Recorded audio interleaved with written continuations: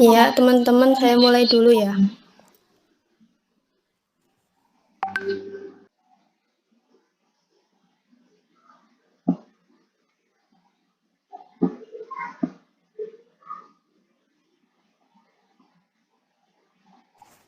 Oke, baik.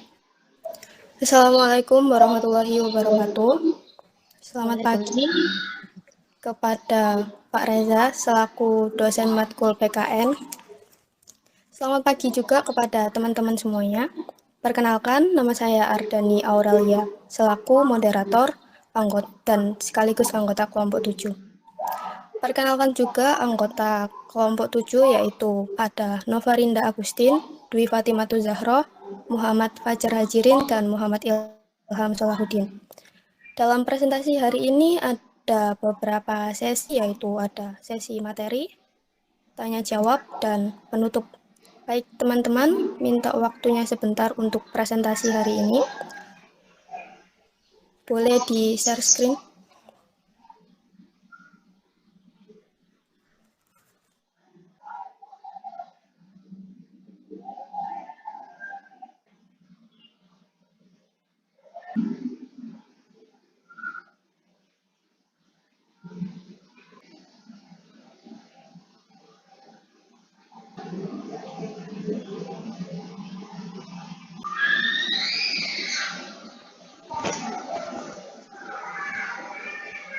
Apa terlihat itu share screen-nya?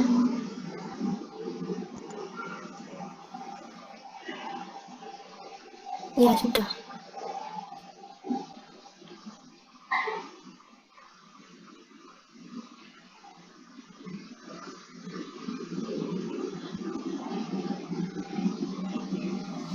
Baik, langsung saja ke materi yang pertama, yaitu pemerintah.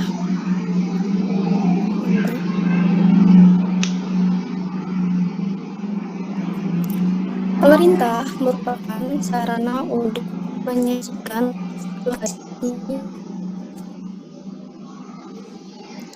sekaligus sebagai mekanisme untuk menentukan kebijakan. Setiap pemerintah memiliki semacam institusi, yaitu pernyataan tentang prinsip dan filosofi pemerintah.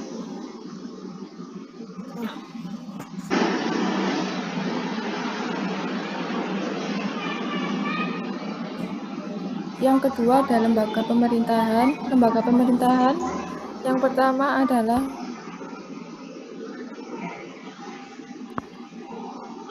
legislatif. Legislatif yaitu lembaga yang berfungsi membuat atau merumuskan undang-undang. Yang kedua ada eksekutif, yaitu lembaga yang berkuasa untuk melakukan undang-undang.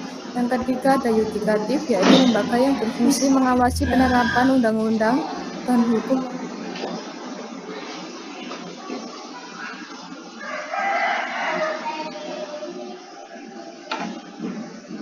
Ada 4 fungsi pemerintah. Yang pertama yaitu fungsi pelayanan.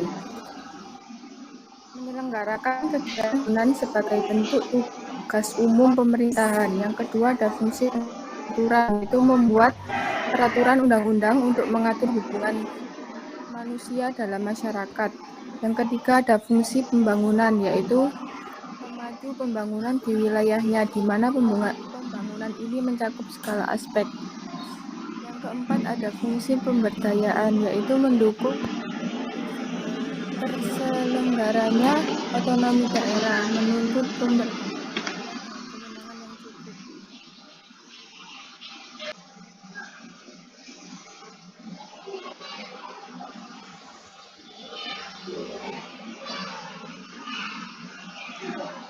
Yang kedua ada pemerintahan. Pemerintahan dapat didefinisikan sebagai organisasi yang memiliki kekuasaan untuk membuat dan menerapkan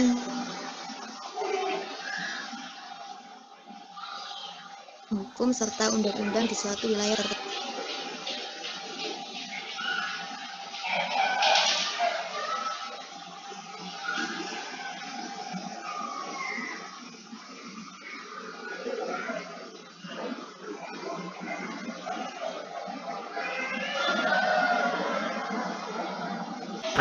Pemerintah caranya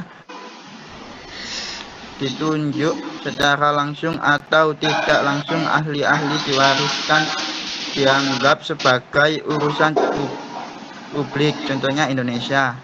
5. Federal. Kedaulatannya secara konstitusional dibagi antara otoritas pemerintahan pusat dan unit politik konstituen yang bisa disebut negara bagian, provinsi, atau lainnya. Contohnya Amerika Serikat dan Malaysia. 6. Monarik. Negara dipimpin oleh raja, kaisar, yang atau ratu yang berganti secara turun-temurun dan berlangsung seumur hidup. Contohnya Inggris.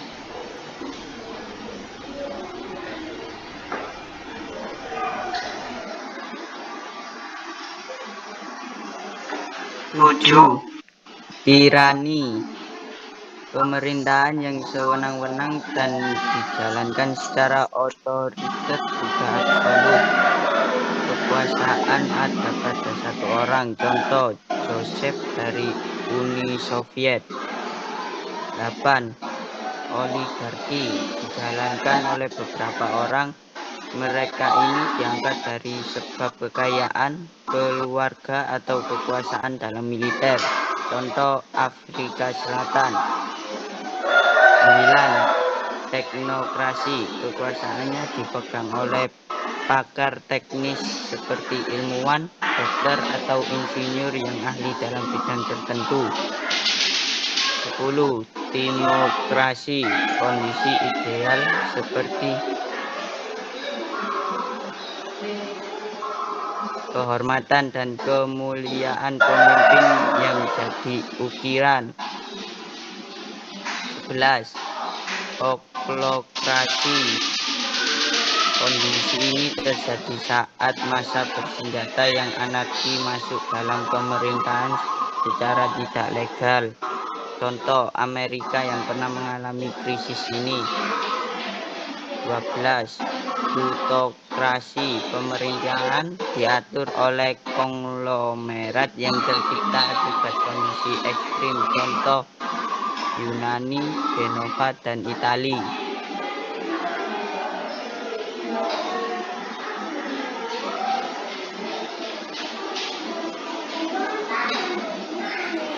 Baik, selanjutnya ada sesi tanya jawab. Apabila audiens ingin bertanya, harap sebutkan nama dan NIM.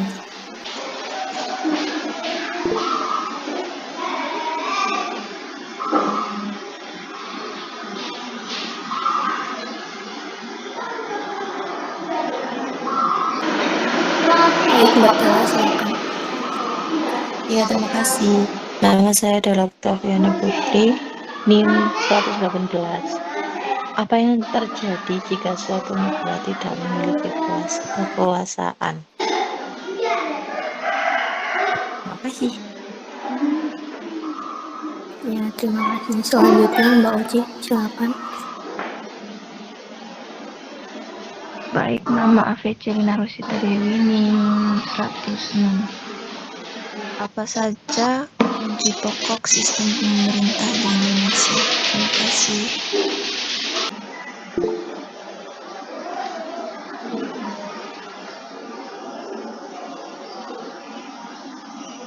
Silakan.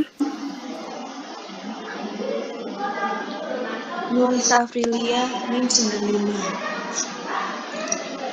Jelaskan mekanisme pembagian kekuasaan yang dilaksanakan di Indonesia. Terima kasih.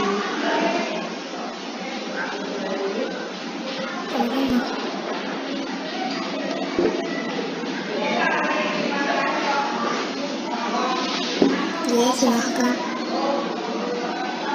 Nama saya Brigida Yuvina, NIM 119.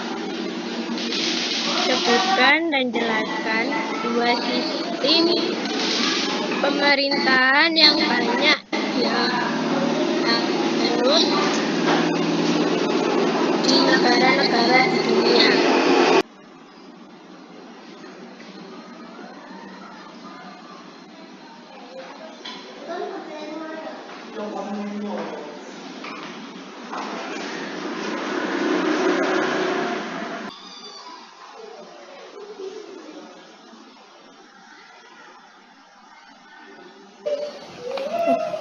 saya akan menjawab pertanyaan dari Mbak Nafisa. Jelaskan mekanisme pembagian kekuasaan yang dilaksanakan di Indonesia.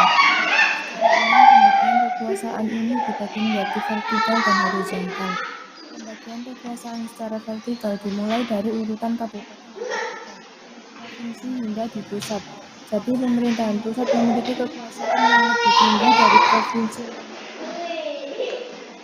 Sedangkan dalam pembagian kekuasaan secara horizontal diperlukan adanya konsistensi dari semua pemilik peran karena sifatnya masif dan untuk kemajuan bangsa. Peran-peran tersebut ialah kekuasaan legislatif, konstitutif, eksekutif, yudikatif, inspektif, dan moneter. Terima kasih Mbak Prima atas penjelasannya. Saya akan menjawab pertanyaan dari Mbak Dela. Pertanyaannya yaitu apa yang terjadi jika suatu negara tidak memiliki pemerintahan. Sistem pemerintahan, maka negara akan kacau dan mengalami kehancuran karena tidak adanya pedoman yang menjalankan pemerintahan di negara tersebut. Iya, terima kasih. Selanjutnya saya akan menjawab pertanyaan dari Mbak Brigita, yaitu sebutkan dan jelaskan dua sistem pemerintahan yang banyak dianut di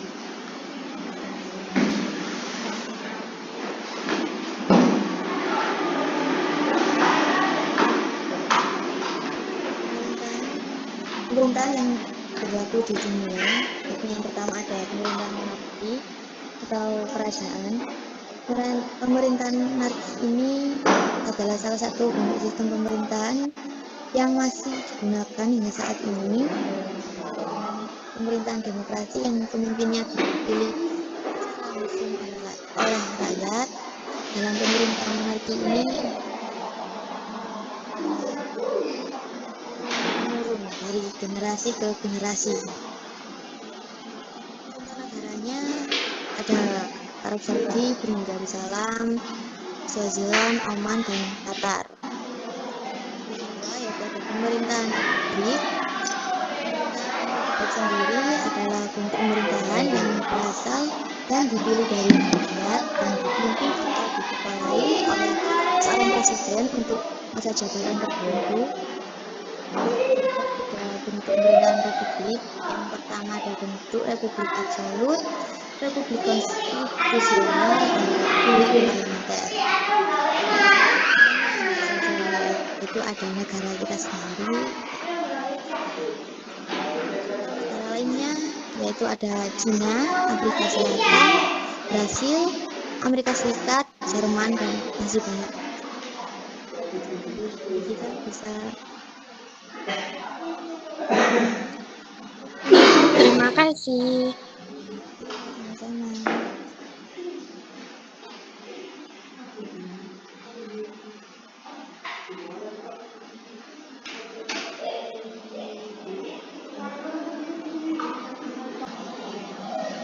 Saya akan menjawab pertanyaan dari Mbak Oji.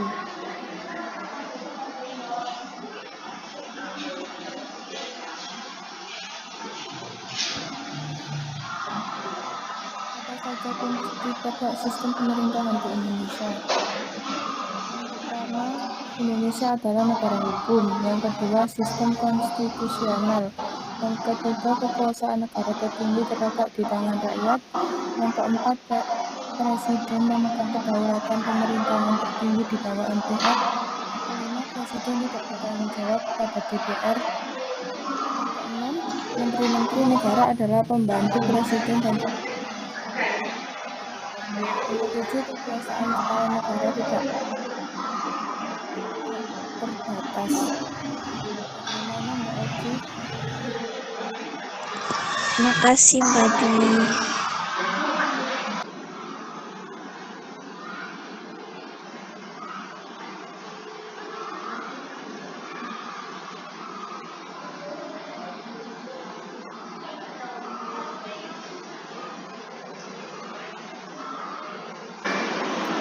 Baik, selesai sudah presentasi dari kelompok 7 hari ini. Kami akhiri, jika ada lebihnya mohon dikurangkan, jika ada kurangnya mohon dilebihkan, karena kesempurnaan hanya milik Tuhan. Terima kasih kepada teman-teman semua yang telah berpartisipasi pada presentasi hari ini. Sekian, mohon maaf dan terima kasih.